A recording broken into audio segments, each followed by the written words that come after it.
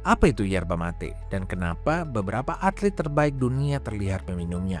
Apakah ada hubungan antara yerba mate dan performa yang tinggi? Yerba mate adalah minuman yang penuh sejarah, budaya, dan makna kebersamaan. Berasal dari jantung hutan Amazon di Amerika Selatan, minuman ini telah melintasi zaman dan wilayah hingga menjadi simbol global akan semangat dan persatuan.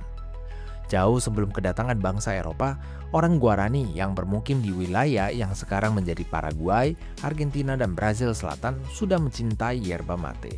Mereka memanen daun pohon Ilex paraguayensis lalu mengeringkannya untuk membuat minuman yang berkhasiat. Yerba mate dipercaya memiliki khasiat medis sekaligus spiritual, bahkan dianggap sebagai pemberian dari para dewa. Asal-usulnya pun terkait erat dengan cerita rakyat pada masa itu.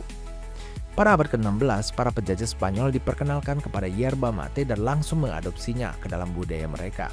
Awalnya masyarakat Guarani memanen daun liar dari hutan. Namun pada abad ke-17, para misionaris Jesuit mulai membudidayakannya secara sistematis. Mereka membangun perkebunan pertama di daerah yang kelak dikenal sebagai Misiones, diambil dari nama misi Jesuit itu sendiri. Lama-kelamaan, yerba mate menjadi bagian dari ritual sosial dan simbol persatuan di seluruh Amerika Selatan. Dinikmati oleh komunitas pribumi maupun para penjajah Spanyol. Minuman ini pun tersebar ke berbagai koloni Spanyol pada masa itu. Namun berbeda dengan teh dan kopi, yerba mate tidak pernah menjadi komoditas dagang global. Mengapa demikian?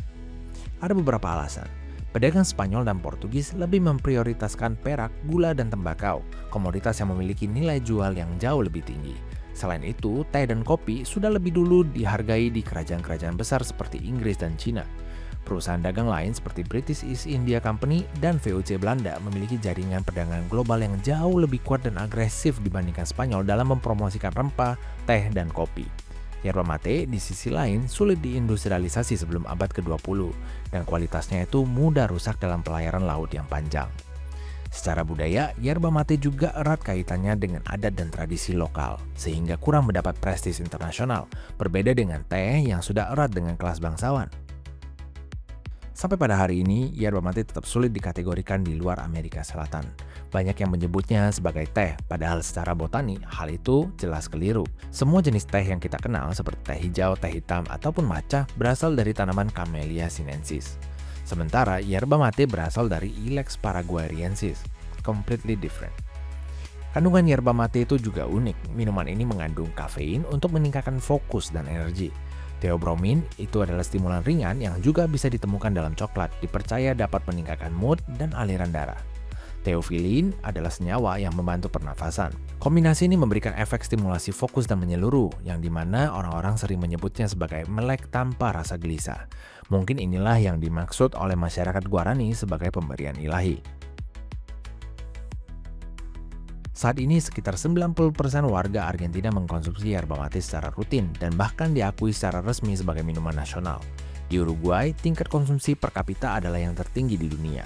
Sehari-hari kamu bisa melihat orang membawa termos dan cangkir mate kemana-mana. Minuman ini pun populer di Paraguay dan Brazil, yang dimana yerba mate lebih sering disebut sebagai chimarrão. Di luar Amerika Latin, yerba mate secara mengejutkan memiliki komunitas penggemar yang sangat besar di Suriah dan Lebanon. Fenomena ini dimulai sejak akhir abad ke-19 dan awal abad ke-20 ketika ribuan orang Suriah dan Lebanon bermigrasi ke Argentina, di mana banyak dari mereka ketika kembali ke kampung halaman membawa kebiasaan untuk meminum yerba mate yang kemudian menjadi tradisi harian di beberapa wilayah di Suriah, terutama di kalangan komunitas Druze dan Alawid. Karena para perantau ini dipandang sebagai orang-orang yang berpendidikan dan juga berpengaruh, yerba mate pun dianggap sebagai minuman yang berkelas di sana.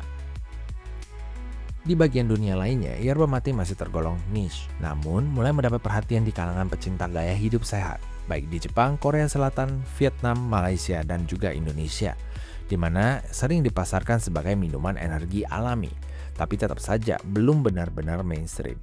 Salah satu pendorong terbesar popularitas yerba mate di dunia modern berasal dari dunia sepak bola.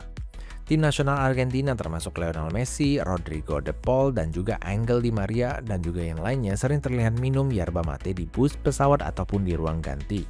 Ini menjadi ritual kebersamaan di antara para pemain, bahkan yang bukan berasal dari Amerika Selatan seperti Antoine Griezmann. Kini, yerba mate adalah bagian dari budaya sepak bola global. Setelah Argentina menjuarai Piala Dunia 2022, popularitas yerba mate pun melonjak. Banyak penggemar yang ingin mencoba minuman yang sering dibawa oleh idolanya ke lapangan. Dari upacara adat hingga kafe modern dan stadion sepak bola, yerba mate terus menyatukan orang-orang lintas budaya dan benua. Apakah kamu sudah pernah mencoba yerba mate atau kamu tertarik untuk mencobanya? Tulis aja di kolom komentar kalau kamu punya fakta lain tentang yerba mate yang belum pernah saya sebutkan di video ini. Jangan lupa subscribe buat kamu yang suka penasaran dengan pengetahuan unik lainnya.